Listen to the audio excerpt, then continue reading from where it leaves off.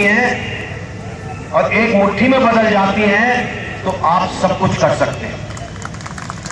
तो वो आपसे मैं निवेदन करूंगा, लोगों को इकट्ठा करिए, लोगों को जागरूक करिए, लोगों को जगाइए और उन सबको इकट्ठा कर कर उनको ऐसा संकल्प दिलाइए कि वो आगे चल सके। अगर वो आगे चलेंगे, हम सब इकट्ठे रहेंगे, तो हम इस देश को दोबारा सोने की चिड़िया बना सकते हैं।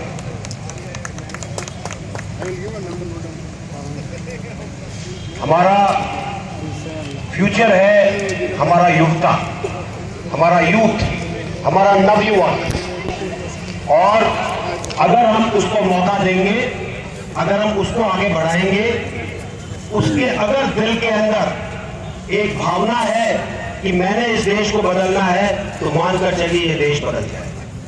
तो मैं सब यूथ से, सब नवयुवकों से, सब युवता से ये कहता हूं कि आप आगे बढ़िए ताकि इस देश के अंदर आप वो सब कुछ कर सके जो आज तक नहीं हुआ।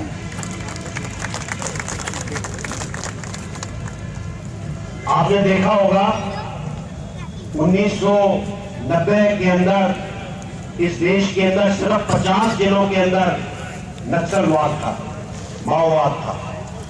आज 272 से ज्यादा जिलों के अंदर है। क्या कारण? ये असमानता क्यों बढ़ रही है? ये असमानता इसलिए बढ़ रही है कि हमने जल, जमीन, जंगल, खनिज, इन सब का शोषण करना शुरू कर दिया।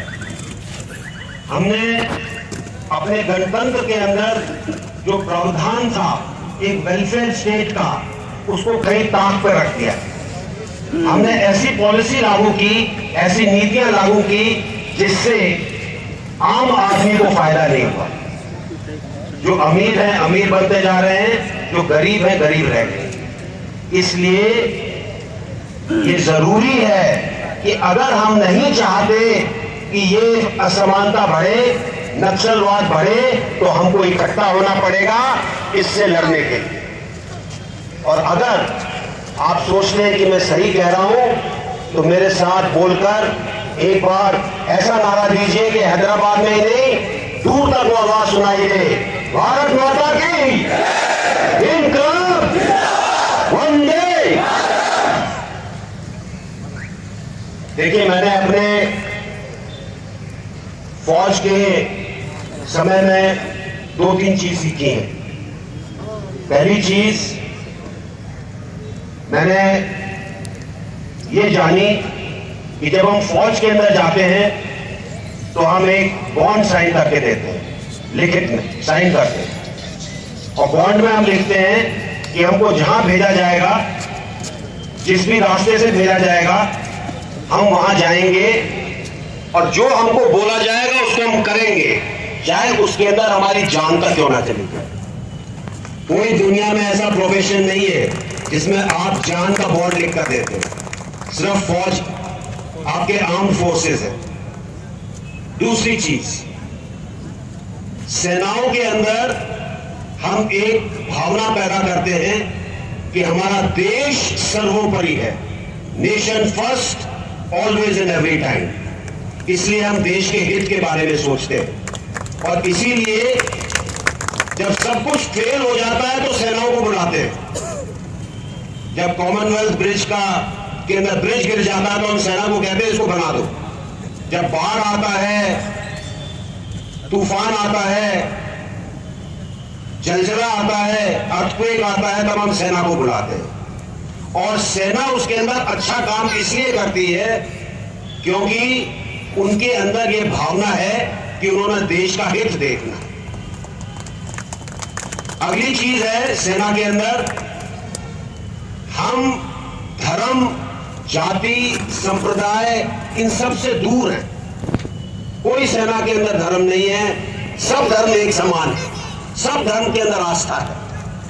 एक सेना के अफसर का धर्म जो होता है वो उसके ट्रुप्स का धर्म होता है, और एक ही जगह पर सब धर्मस्थल होते हैं, मंदिर भी होता है, मस्जिद भी होता है, गुरुद्वारा भी होता है, गिरजा भी घर होता है, एक ही टेंट के अंदर, एक ही कमरे के अंदर। हम बढ़ते नहीं हैं। और अगर आप देखेंगे कि पिछले 65 सालों के अंदर जो हम लोगों पर आज शासन कर रहे हैं, उन लोगों ने हमको बांटने का जो तरीका है उसके अंदर वो शातिर हो गए, उसके अंदर एक्सपर्ट हो गए। और इसीलिए हमको वो धर्म पर, जाति पर, वर्ग पर, संप्रदाय पर बांट देते हैं और हम 5 साल के लिए उन लोगों को हमारे ऊपर शासन करने देते हैं, जबकि उनको हमारी सेवा करनी चाहिए। तो जिस दिन आप और मैं बंटना बंद हो जाएंगे, उस दिन मानकर चलिए कि हम सही प्रजातंत्र ला सकते हैं।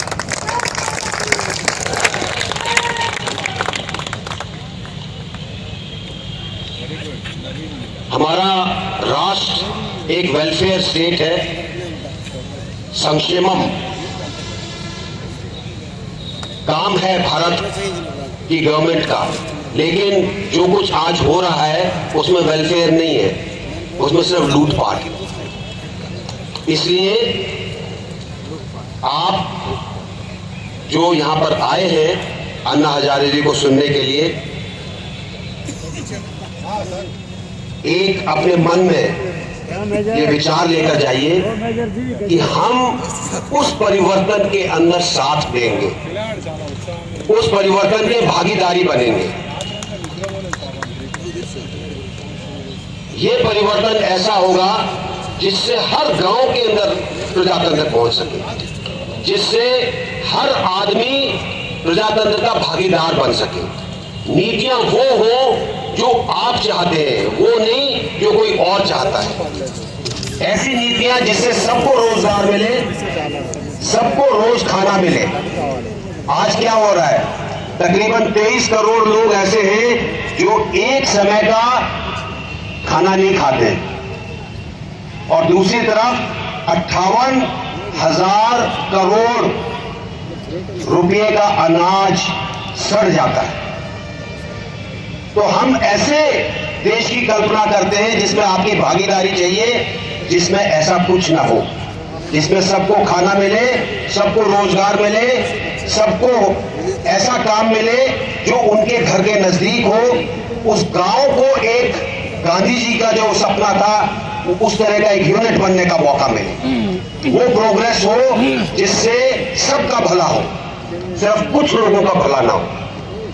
और मानकर चलिए, सपने चाहे सच हो ना हो, लेकिन संकल्प कभी अधूरे नहीं होते। और अगर आज आप संकल्प करते हैं तो आप उनको पूरा कर सकते हैं।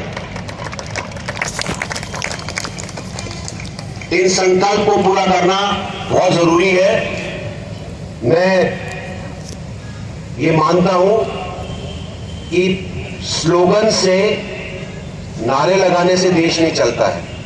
देश चलता है काम करने से, हाथ मिट्टी में डालने से, इकट्ठा होकर, मिलकर आगे बढ़ने से, नारों से नहीं चलता। जब आप नारा लगाते हैं, अन्ना जी तुम आगे चलो, हम तुम्हारे साथ हैं, मैं कहता हूं नारा लगाइए, हम चले।